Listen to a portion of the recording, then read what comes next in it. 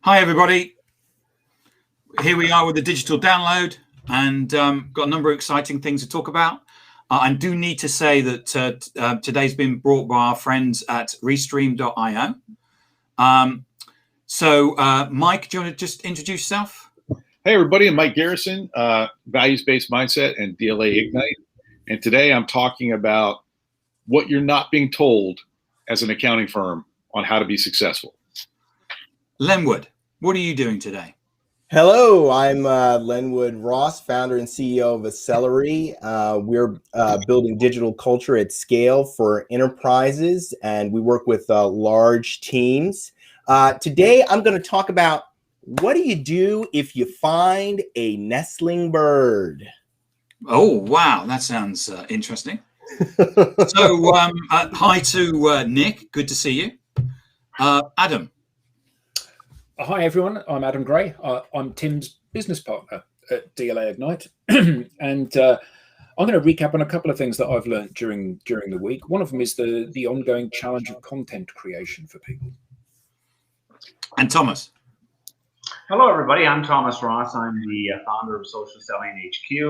And today I'm going to be talking about a new report from Gartner that talks about virtual or digital selling and the good, the bad, and the ugly. And I'm going to, if there's time, I'm going to talk about a Gartner report, and I'm going to talk about a hack. And as people know, I'm not a big fan of hacks, but we're going to talk about a hack today as well that could enable you to support your prospecting. So, Lenwood. Yes, sir. Do you want to go ahead? And by the way, whoever said, I don't know, from the LinkedIn user said cool accents. Thank you very much.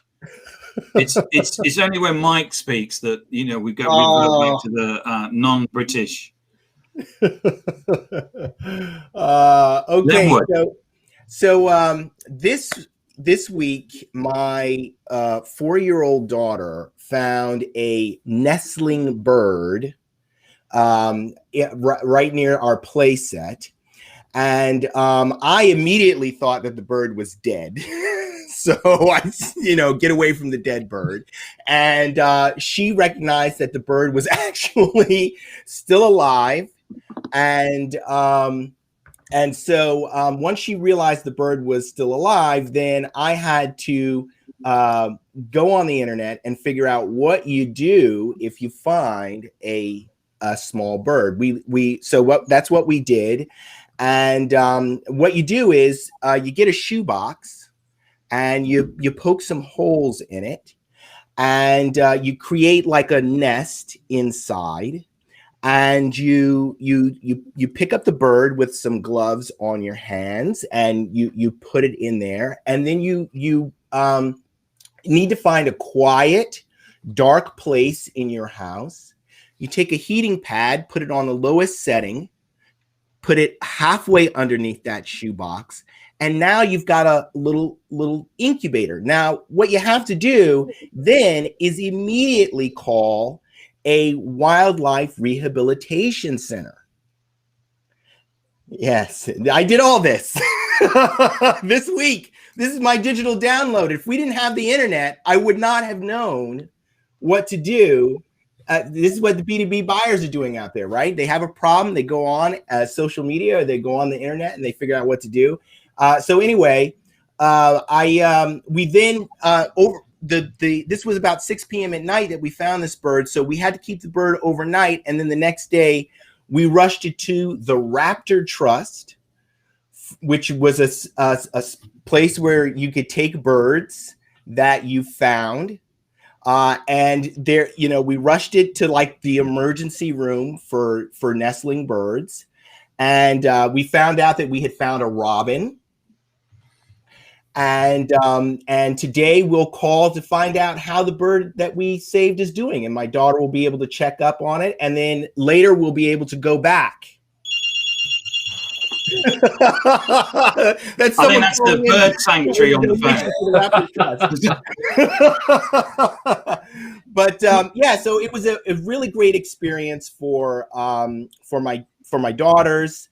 And for me, you know, when I saw that bird, I thought that the bird, you know, the bird was like a white color. So, you know, I'm thinking of like the frozen turkey or frozen chicken. So that's why I thought, I thought, you know, the bird was dead until we got it in the box and, you know, it got warm. And then I saw the body color change. I realized that my daughter was right. The bird was just cold. But not being in its nest anymore and not having access to the mother, needed to get to the hospital quickly. So that's my digital download. Thanks, Langwood. And will you check back on us and let me know if the because we don't want to get any birds. We don't want to harm any birds. Yeah, well, I will let you know. No birds were harmed in the making of this video. That's what I went to say. Yeah. No, in fact, a bird was saved. And so we are looking forward to following up on the bird, and of course we'll be able to go out to the Raptor Trust and visit the bird. Fantastic, and thanks to Matt for being out there. Absolutely, Lenwood, we need to check up on the bird. It's important. Thomas, so what have you been doing this week? What have you been reading this week? Well, you know, amongst just working with clients as we all do every week. But can I just butt in a moment? Have you named the bird, Lenwood? You know, we didn't name the bird.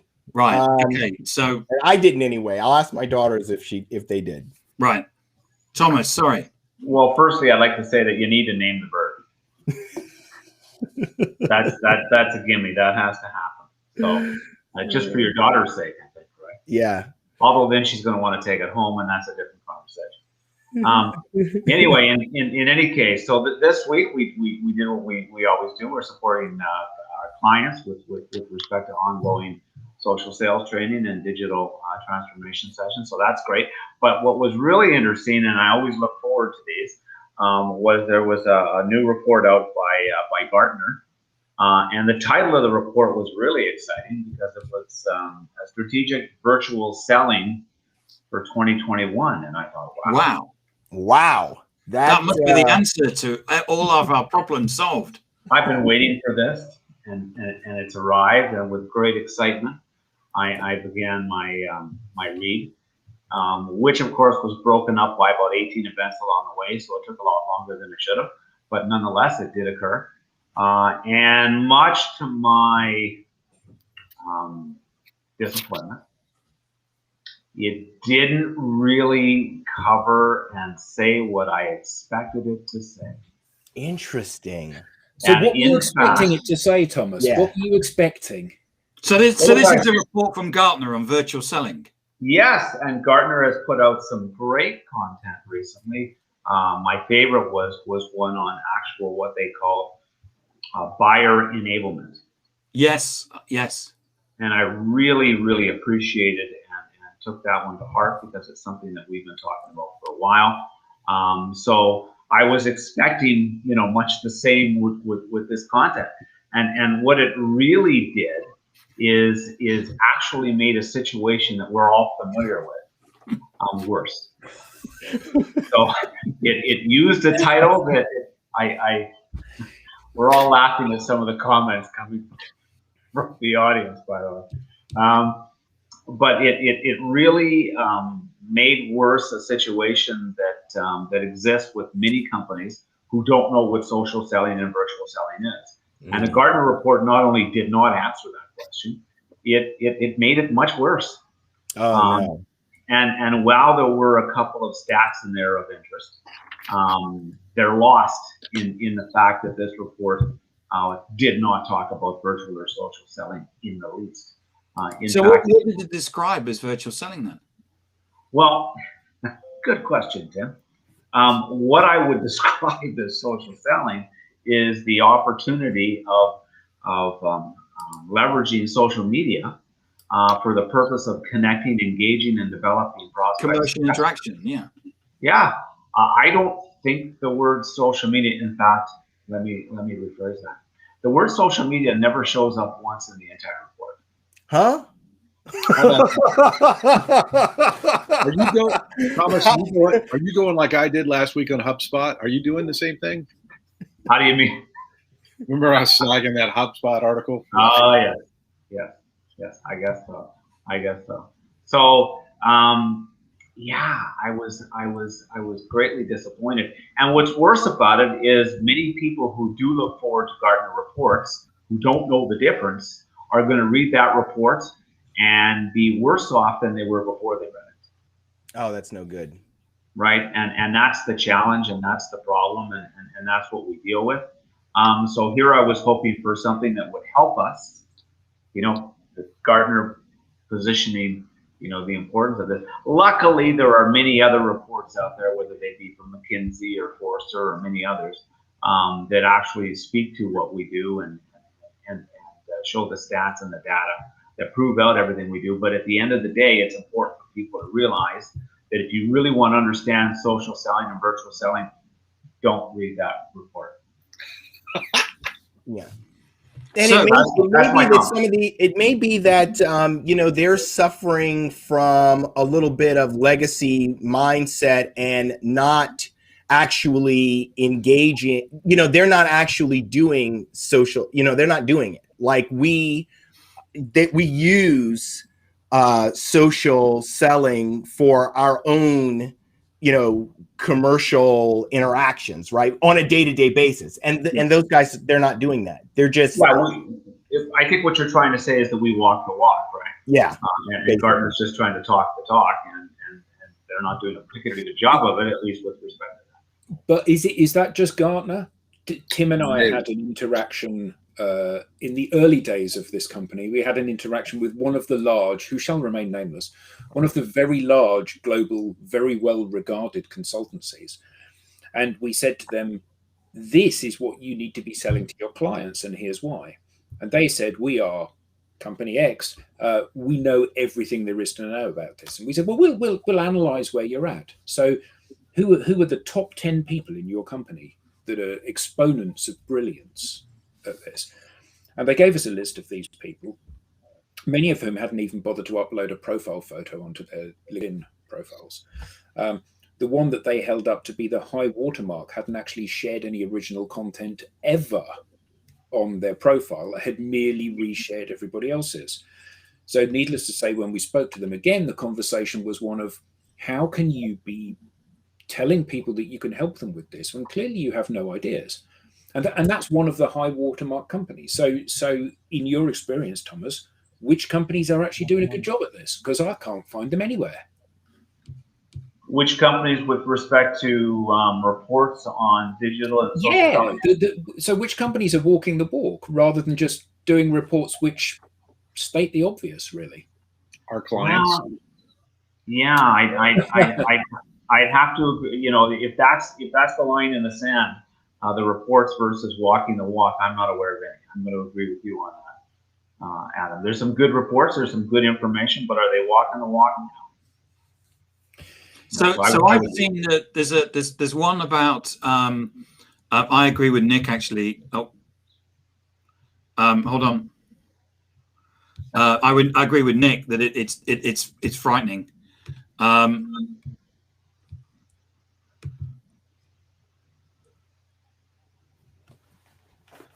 So I don't know who left the last message. So there is one on buyer enablement, which is actually about it's called Win More B2B Sales Deals, and I actually think it's called buyer enablement. And one of the things that I really like about it is, and I'm just bringing it up here on one of the things is that they talk about in the document is that only the salesperson today only spends 17% of the time that the buyer spends in terms of doing the research and doing what they're doing in terms of buying. So only 17% of the time is spent with salespeople. Now, if you've got a short list of 5 or 3, then the amount of time as a salesperson that you're going to spend doing your discovery and doing all the things that you need to do is minute. Yeah. 83% of the time is not being spent with you or your competitors. It's off doing your own research. Yeah. And yet we focus on the 2% of the time that we get in front of the client as if that's going to be pivotal, which clearly it isn't. Yeah. But the other thing in that report, in that report, they also have a diagram, which is that they see as the process that buyers walk through. In fact, I printed that out to discuss exactly that. Yes. So the first one is problem identification. Then they move to, this is a buyer, solution exploration. Then they move to requirements building and then supplier selection. So first of all, it's we need to do something. Then what's out there to solve the problem? Then what exactly do we need to do to purchase? And then does this do what we want it to do? And all the way through the process, there's a validation, which is we think we know the right answer, but we need to be sure. And also consensus creation, which is we need to get everybody on board in the organization. And as we know with buyer teams, it can be anything between 10, 100 people that are part of the buying process. Just Lenwood's back. Just let him back in. So the thing is that so that's all really interesting, Tim. Problem identification, solution exploration, requirements building. But if you think about content, most people's content, they're already talking about the solution. Here is my product, here is my solution. But that's not where buyers are. Buyers are actually starting looking at the problem identification. But I wanted to flag that. So that's the bit that I've drawn a circle around, saying, really, what is the problem? And I think that the challenge is that, you go to the doctor, you've identified that you have a stomach upset, you go to the doctor, and, at one end of the scale, it could be that you've eaten something that's disagreed with you. And at the other end of the scale is you've got a perforated ulcer. And actually, there's any one of a million things in between, and you don't know what the problem is. And I think a lot of the challenge is that organizations recognize that the symptoms, but they have no idea what the problem is. So we haven't got enough leads. Okay, well, what we need to do, Tim, you need to get more emails out there to generate more leads, or you need to make more cold calls. So you need to, and actually, it's not addressing the fundamental problem. The fundamental problem is that the things you're doing, the cold calling, the sales process, the blue sheets, or whatever methodology you use when you're having a conversation, the marketing automation, the journey mapping, the campaigns, you're doing those things really, really, really well already, but they're not the things that you should be doing anymore. It's like, I need to make sure that I can do a faster journey from my house to the station. Therefore, I've decided I'm going to get my very own farrier outside to put new shoes on my horse. Well, actually, that isn't the solution to the problem anymore. That's old thinking applied to a problem that's moved on, isn't it? So there's a couple of things coming in from the audience. One is 80% of prospects will self-research. And one question, I think this is maybe for you, Adam, which is, do you play the acoustic guitar? No. No, I buy the acoustic guitar, but thank you for the question. Yeah, he buys them. The answer is he buys them. He just doesn't play them. And thanks from Robert in have to clearly know the problem in terms of solving it. And also the problem started with current leadership. The emperor has no clothes. Yeah. That's a very astute comment, isn't it? It's the number one problem. Yeah, absolutely. Yeah. And that's true of digital transformation. That's true of social selling, digital selling. It's true of everything that we work on. If it doesn't start there, thanks, Gert. Hi, Gert. Yeah, that's actually a really interesting comment. I had a conversation with a friend of mine who she advises Fortune 500 boards. And I asked her, do these boards have anyone on them that can hold senior leadership accountable on digital? And she said no. there's just a lack of knowledge at that board level and C level for the board to even hold the C level accountable. So if the CMO is going in and saying we need to do X, Y, and Z, there's really no one on the board who can challenge it. It's interesting you said that, Linwood. My article today is from Accounting Today, and it's obviously aimed at accountants, but like everything we've talked about so far today is exemplified, because you would look on the surface of this and you go, wow, this thing's got all the traditional parts of a traditional marketing plan. But my phrase that pays is stop trying to put a square peg in a round hole. And when you look at digital right now, everyone still has an analog mindset. And that's the problem. And what do you mean by that? So I'll read one, right? So this is one of the key sentences in here. The ability to remain competitive in 2020 is depending upon an approach that engages your target audience in tailored and unique ways, either pushing them through a qualification process or grooming unqualified leads. Digital, which is social, unless you're doing cold calling at scale called emailing, right? Digital is about being social, and social is not about being pushing. Otherwise, you're like that terrible person at the Chamber of Commerce mixer that hands out a business card to everyone else, and the second that person leaves, they throw them away because they're a tool. And so, when I'm talking to professional services firms, my word is, do you feel like what you're being asked to do to grow your business the new way remotely resembles anything you A, want to do, B, believe is how you want to be perceived in the marketplace, and C, are even remotely comfortable being? And the answer is no. Professional service firms don't usually have people with a sales person title. They don't have VPs of sales, right? They usually have marketing directors, but those people are different. And it's just sad for me to see that everyone is approaching this the wrong way. And that's why you have that horrible chart, Adam.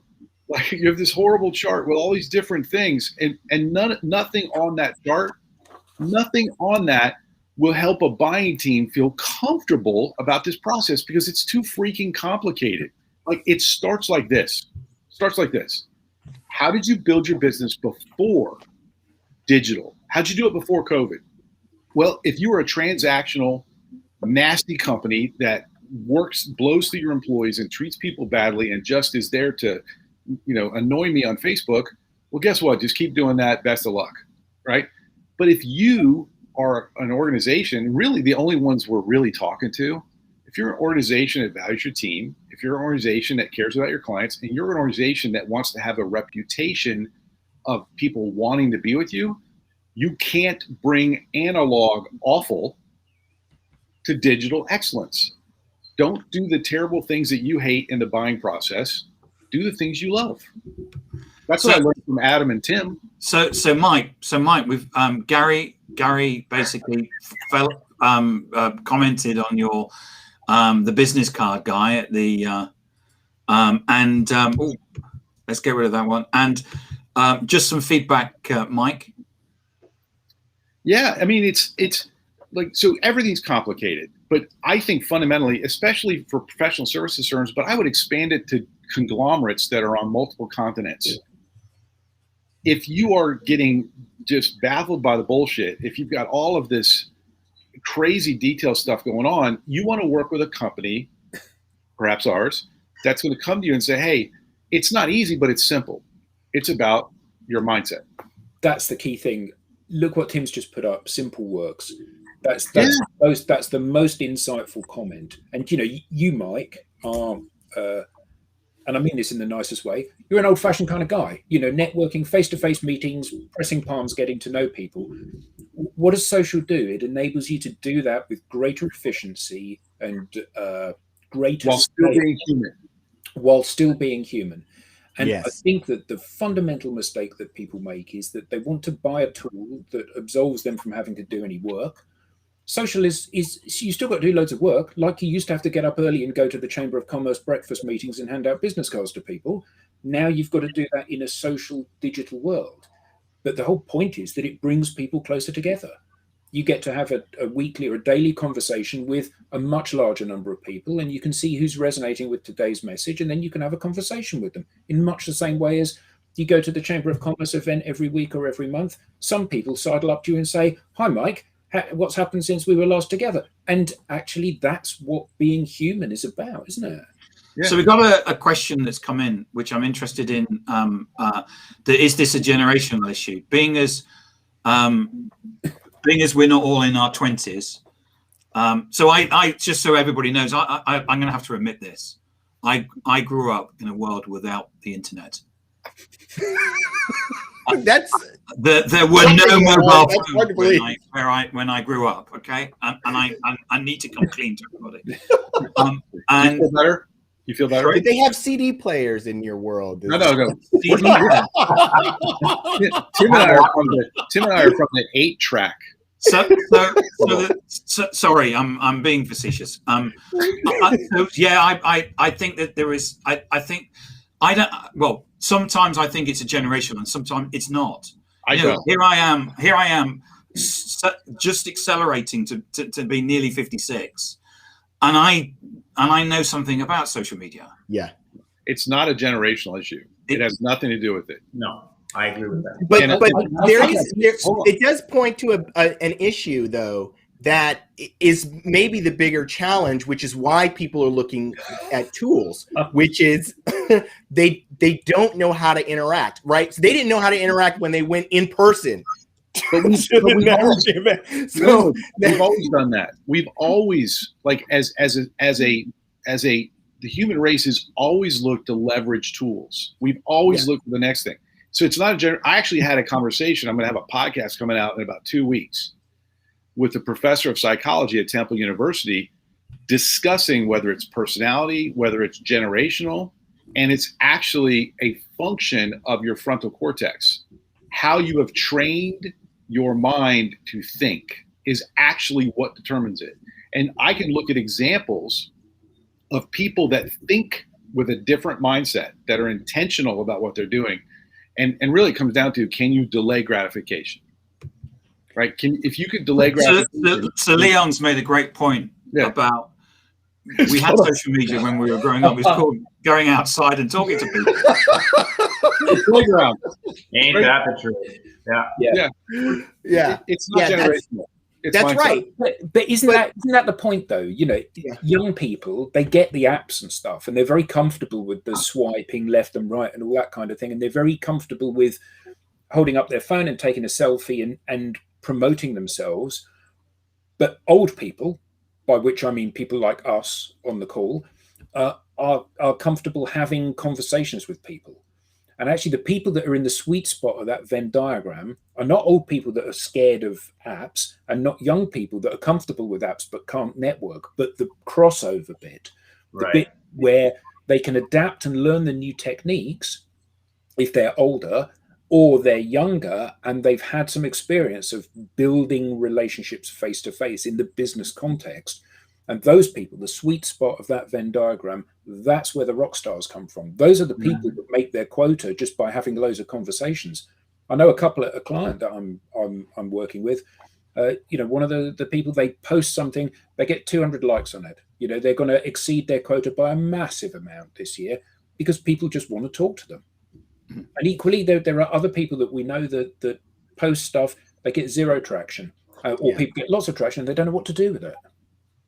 And I think it's really important, which is this: we have this situation where people think that what you need to do on LinkedIn is to have a CV, write about your company. And in fact, we all know that buyers don't like that because we don't like it as buyers.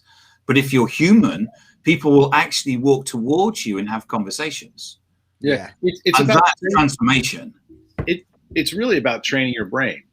It's always been this way. If you look at the evolution of civilization, fire, wheel, vaccines, all these different Facebook. These have progressed. How old is Mike? 53 in a week. Anyways. Surely not. So can I pick up some of these comments from so Nick, thank you. Build an audience and the sales will come. The clue is in the name. Social media. Be social. Yeah. And there's another one that that he came up with, which is I like this. No, that's not him. This one here. The internet. What witchcraft is this? So I got one quick thing. But I want to bring up a question, everybody, because I think this is interesting. You know, in the year and a bit now that it's been when we've all been living with COVID and the pandemic, we've seen some radical changes in industry and in business, and everybody has now become digital, or so they say. But yet, and you correct me if I'm wrong.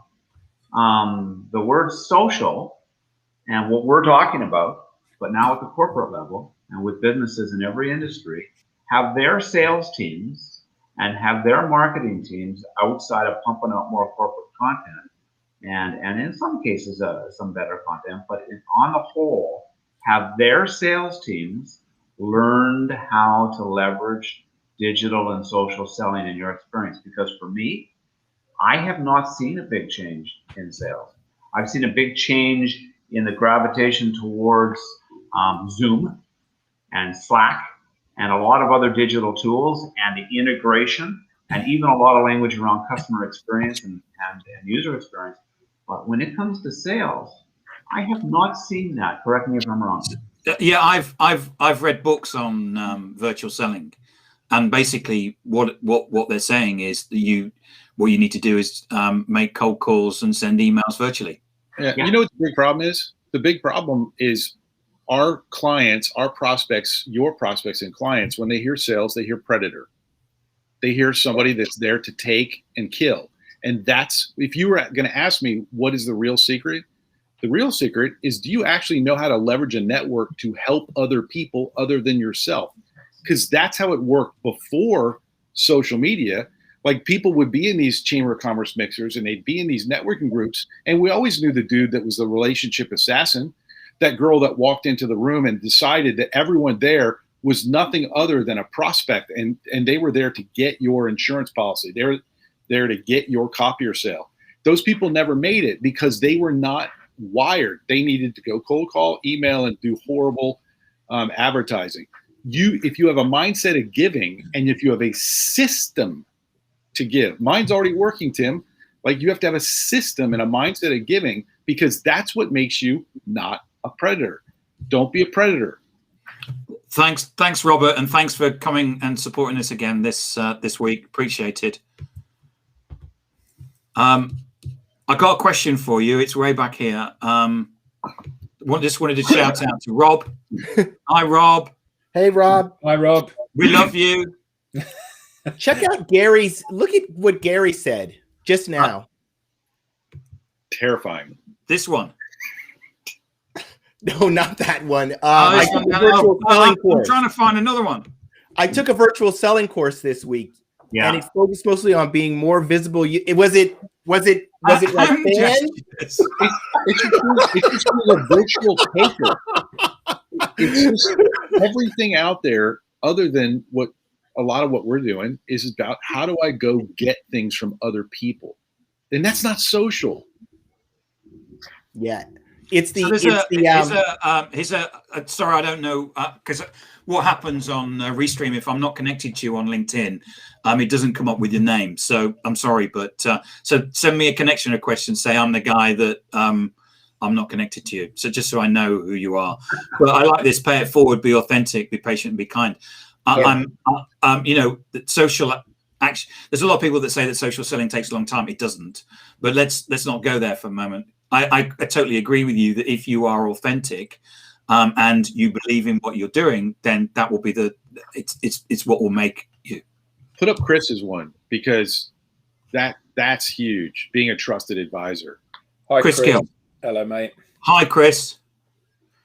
Hi, guys. Great chat for me. Social has enabled me to come across as a trusted advisor, teaching on network. Absolutely, yeah.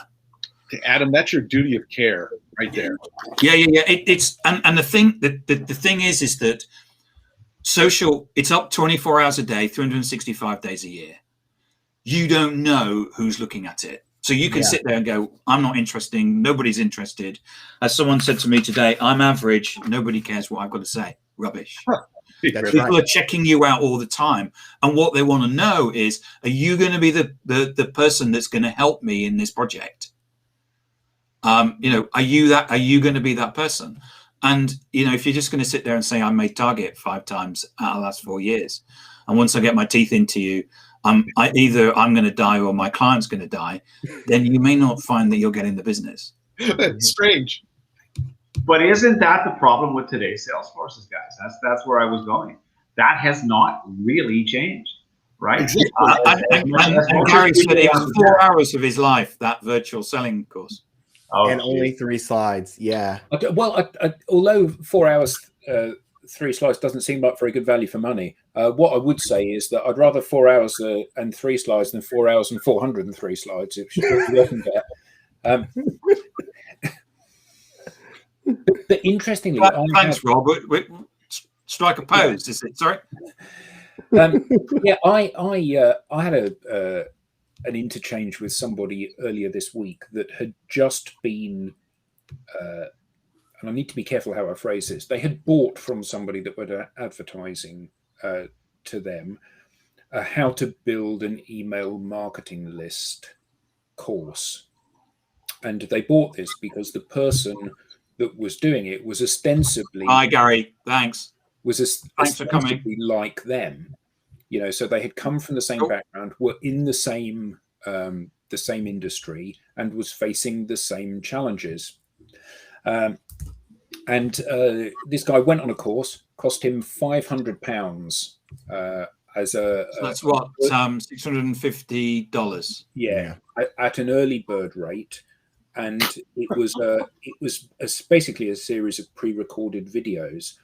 And this person said, and this was apropos a post that I did a couple of days ago about the fact that email marketing is like old style, and you can't expect it to work because all of them are on that decline down, and you get on a better bit of software and it just kind of changes the trajectory a little bit, or pushes the 0 date out a little bit. And he said, have I wasted my money? And I said, well, I'm afraid you have. And part of that is because if you've got to sell people the idea of getting on your database. So do you want to sell people to get on your database, or do you want to sell them your product that you make money on? Because that's the choice you need to make. And the second thing is, if it worked, then you would have countless case studies of this working, and you haven't. This is what used to work. This is not what works today. And that doesn't mean that every single person that goes on the course will fail. It doesn't mean that everybody with a database won't get some yield from the database. But what it does mean is that in 2021, most people, almost everybody, won't, because we all behave in the same way. This guy realized, I get an email from someone, I delete it. Yeah. It's absolutely. It's someone. I was reading an article. Someone said that a person's inbox is the noisiest thing that there is. Yeah, because we get. I mean, I don't subscribe to anything. So, but a lot of people do. I was on a call with you today, and John Lewis sent you an email. Yeah. But a person's inbox is so noisy. Why would you go and market to the most noisiest place that a person has? Well, Adam, just to highlight what you said, Adam, the same thing's happening online that happened years ago offline, which is you can get some attention, you can get some productivity through automated or even cold calling outbound. You can get something. But this is exactly why the retention rate on salespeople has sucked for decades, because those automated things don't scale, and you become a prisoner. Your individual sales success or your corporation success, you become a prisoner of an algorithm, a prisoner of bidding for ads and things like that. And what do we always know? If a salesperson or a company can get to the point where their clients are getting them new appointments, where people are hearing about them in the community, LinkedIn's a community, and they're coming toward them, that those businesses last and those businesses scale. But if you take what didn't work well offline and then do it online, social, it's just compounding the problem. It's actually so much worse because at least when I agree.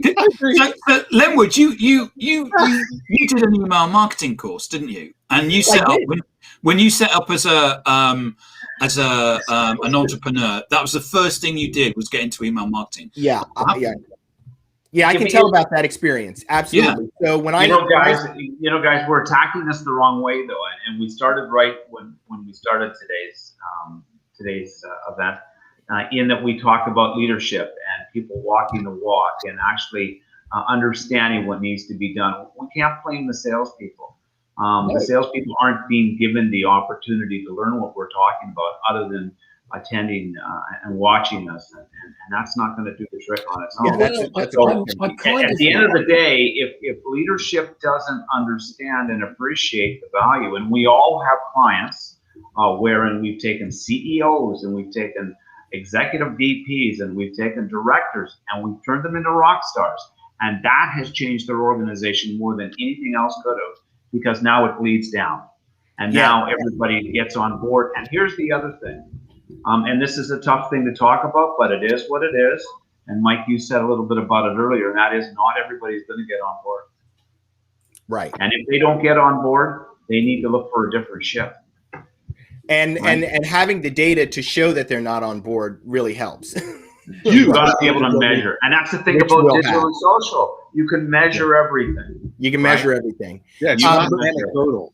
What Tim was talking about before is that when I set up as an entrepreneur, I wasn't really sure which way to go. So I had really two tracks happening at the same time. One, I was trying to build an email list, and on the other side was the social selling. I didn't know what to do. So I started first working the email list, and it was really, really challenging to get people to sign up to my fledgling email list, and things went nowhere fast. I had no traction over an extended period of time. I then turned and started really working the social selling. I took the DLA Ignite program, and it transformed everything about what I was doing. I started getting traction, growing the number of people who are in my audience, building a community, and getting inbound. And that, I mean, I don't think I got a single inbound anything with my Did anyone ever ring up and say you didn't send the email this week? No. I've got a question for you, Adam, from Chris. So this is great. At the top level, what we should all be trying to do is to connect to people, to build a digital bridge to that person, so that they're within the orbit of our influence and they get to know us and they get to see our content. And then when our content starts, we hope to resonate with them, or even if we've just been connected for a while and we've not spoken, we've got a reason to reach out to those people to have some sort of dialogue with them. And the dialogue should be based on who they are and being authentic. Further to Lenwood and Thomas's and Mike's comments about, this is not about what I can get, this is about what I can give. InMail, shockingly bad idea in my experience. About 6 months ago, I said to Tim, I've written an InMail script so let me just rewind. We have to test everything we do. For us to say, you can't do this, it doesn't work, we can only make that assertion if we've tested it, and we've tested it to within a nanometer of its life. So I said to Tim, I've written a really good InMail script. What do you reckon to this? And he said, what are you doing? And I said, no, hear me out. I tell people that it's rubbish. We know that when we last tested it, it's garbage, it doesn't work. So we need to send an email. So we had a few backwards and forwards. I think we should rework this. I think we should do this. Anyway, we've got fantastic InMail script. Fantastic. So I said to Tim, I'm going to target this 100 people. They'd be ideal customers for us, because actually if I'm testing it, I might as well get something out if it's successful. So I sent an InMail to 100 customers, absolutely perfect size companies, perfect industries, perfect case studies that we could reference for those people, absolutely, we would be a perfect fit for them. 100 emails, how many responses? Yeah, you got it. 0 responses. So How many deletes? But you had a great profile. So I had Everything.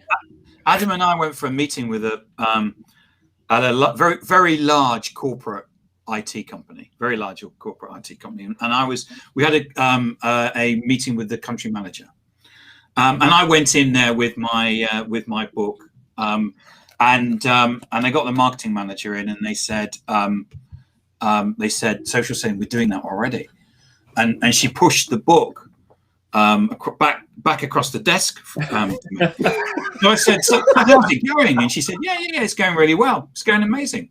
I said, well, that's fantastic. If it's going really amazing, we're always interested to see hearing about amazing social selling case studies. So tell us what you're doing. And she said, well, what we're doing is that we're sending brochures via email to our prospects. I said, oh, that's interesting. So I turned to the country manager and I said, so when you get an email, what do you do? He said, I just delete them.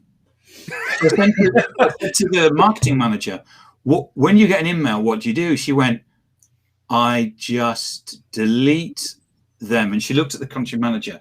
So I said, so how's the social selling program going? She said, it's shit. I said, well, yeah, because you're sending brochures on, it's like it's cold calling on social media. I mean, yeah, Thomas had a great point. Leadership, like you can lead up or down on this. I agree with the guitar, by the way. You should try that, Adam. You should compose an original song. That's a good way of losing rather than winning customers, I feel. Yeah. But, when you look at it, it's like, let's take an accounting firm, just for example, because that's the guys I like to target. They didn't build their firm through email marketing and cold calling because they hate sales, right? They built their firm through community involvement, through referrals, and doing really, really good work, right? Through their reputation. And the leadership knows this. Like if you're a partner in an accounting firm, if you're an owner in an accounting firm, you know what worked to get you to where you are. That is the essence of how you get to where you want to be online. And you have to be there because now that conversation's on social. So this is a really good point. And sorry, LinkedIn user, I don't know who your name is. In 2010, the number of touch points was about 7 to get a person's attention. Right. And that's probably true. So the fact is, a matter, nobody cares who you are, what your company is, and what your product is. So now it's about 20 or 30, maybe. But the problem is the noise. But the thing is, none of us should be generating noise. All of us actually in the world of social, we should know that we're better than that. We're better than the people that, you scroll through. One of our clients, the CEO, said that 90% of what was posted on LinkedIn was rubbish. He actually said something a bit worse than that, but it's a family show, so I'm not going to use that word. But the fact of the matter is that we're better than that. And we should be posting. We're the people that should be posting stuff that is engaging, that is educational, that people actually want to read. So that's Tim. That and therein lies the difference, right? So that individual who is nameless, at least at this point, the definition of a touch point is what's the question. So when they're engaging and you've got that's a touch point. When people get garbage, they delete it. That is not a touch point. And I think you're right, Thomas, in terms of touch points are traditional from I'm going to basically I need to ring you 6 times before you answer the phone. Well, how many people the transformation is if you are positioning yourself in social as a human being, what you'll find is that people will walk towards you and actually say, can I have a meeting with you? I get inbound every single day. I get a piece of inbound. And I know lots of you here get inbound every single day. And that's the difference between selling what you used to do, which is where you have to basically keep telling people to buy, and people actually walking towards you and saying, what you're saying is really interesting. Can I buy from you? Tim, on social, I think we should really be aware of how we're touching other people. Like, are you doing it appropriately or inappropriately? And when I get these emails and these cold calls, it's kind of little inappropriate. And that's what happens with any outbound push marketing now is that it's nobody listens. So what happens is it's a whole $1 billion industry in manipulation. So, you've had this email that says the title will be something like, are you joining the call now? And you go and look, and basically it's someone pitching to you because they've been on a course to tell you that if you write a manipulative title, people will actually read your emails because they're measuring the open rate. The point being is that you don't build relationships and you don't make sales on manipulation. Well, The same with the cold call. I don't take cold calls anymore. Yeah. Everything goes through to voicemail. But if I did, that the person will have a spreadsheet and they'll be working their way through these questions. And the answer should be at the bottom, yes, I will buy. And people always know that. And the only way that these things work now is through manipulation. And all that does is it basically is killing those processes off, thankfully. Tim, I got a question for Adam. Well, hold on. Just let me quickly say this because this is pertinent. Tim, you said you mentioned a moment ago about you get inbound every single day. As you said those exact words, you'll never guess what just happened to me. A piece of inbound popped in. It did, amazingly. Sorry, Mike.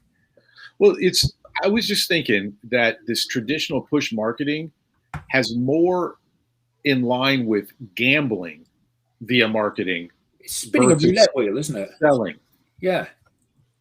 But getting back to that comment made by the individual that asking the question on the touch points, that's the noise. So I just want to make the point to that person that what we do stands out from all the noise because we're actually offering value and we're actually listening and we're actually human beings and we're actually there offering information. We're not asking for anything. Right? And in that way, we stand out like crazy. So if you want to be part of the noise and then complain thereof, your choice. If you want to do it properly and actually engage with people, those are the touch points that you should be measuring. So we've got 8 minutes left. Any funny stories that's happened this week? Anything that you've seen on social? Mike? So I had a friend of mine push back on how we do connections and requests and things like that. And they're like, I don't like connection requests. I said, okay, well, how'd you build your business? Well, I went to the Chamber of Commerce and met people. I went, explain to me how it's different. And he just stared at me for a minute. And I said nothing at him. I listened. I said nothing and just looked at him for a minute. And he goes, so it's not different. I go, no. And if you're a quality human being that wants to help people, other people need to know you exist. And you don't need to let that first introduction be trying to sell them. Thank you, Mike. Anybody else seen anything funny at all this week?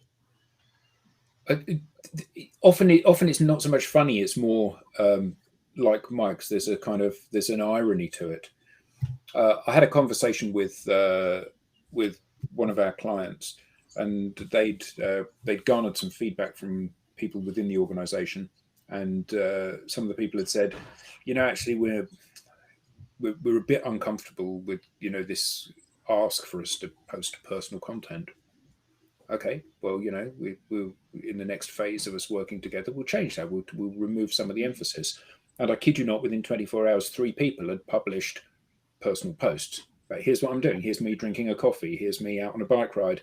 It's like, yeah, actually, personal is, and I think this is a big thing, isn't it?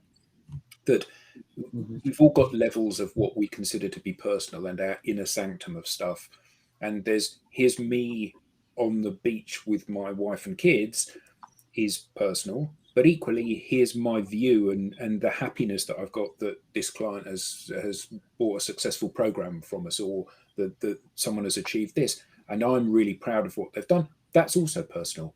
So personal is within your comfort zone, but it still needs to be around you rather than around what you do. Boom. Yeah, I think that's really important that It's not about standing naked on LinkedIn. You can still be personal, but you can still be businesslike. Yeah. Eric Doyle, who couldn't make it this week, did some. He did a LinkedIn poll, and the question was, what do you really want to see in your LinkedIn feed? Jobs, products and services, a mixture of 1 and 2, or more humanized content. So jobs was 17%, products and services was 7%, a mixture of 1 and 2 only was 29%, and more humanized content was 46%. But Tim, LinkedIn's for business only. So even though people say LinkedIn is for business only, when you run a poll, actually people say they want to see more humanized content. Well, what's even more important to that is the work that we've done, which shows that humanized content gets more engagement every single time. So not only do they say they want it, but they also, what they do is what matters. Well, they vote with their likes, and I like it. Yeah, that's telling you. Data. And it's a great point here from Nick that you get to, you know, the thing about social media is you're the person that's in charge of it. Yeah. You decide what you'll post, and what Nick said is you know, you are the person to get to draw the line. Thanks, Nick. Brilliant. So, you got any more points, Mike, Thomas, Lenwood, Adam? It all starts with a conversation. Like everything for you, if you're thinking about how do I get started, have a conversation. All of us are on social. Yeah, you too, Chris. Yeah, take care, Chris. Cheers, Chris. Just reach out and talk to somebody who's not going to pitch you something, but is instead going to listen. Yeah, I would say, you know, we all do work, or we hope to do work that's meaningful and purposeful. And what you want to do on social media is share yourself and who you are, and show the connection to the work, you know, the purpose behind why you're doing what you're doing. And that will resonate tremendously in the market, because people want to know you, and they definitely want to know why you're doing what you're doing. Yeah. Absolutely. Yeah, I would just add to that, for all those salespeople out there that are trying to figure out what to do, don't look to your organization, look to yourself, right? Yeah. And look online and see who's engaging and who's got conversations going and how they're doing that, and emulate that, right? Yeah, you can do all the things that everybody here is talking about, but don't wait for your leaders. You be the leader. Yes. Yeah, and that's a really good point, Thomas, about as individuals, we can't wait for other people. We need to lead ourselves. We need to take control. Yeah. Yeah. So thank you everybody for tuning in. All the comments, Robert, Chris, Nick, Rob, Matt, everybody that dialed in and gave their comments. Thank you for that. Mike, Adam, Thomas, Lenwood, again, thank you for your insight. And we'll be here next week with a digital download. Thanks, Tim. Round of applause. Thank you, everybody. Have a good weekend, everybody. Have a great weekend, everyone. Bye. Bye.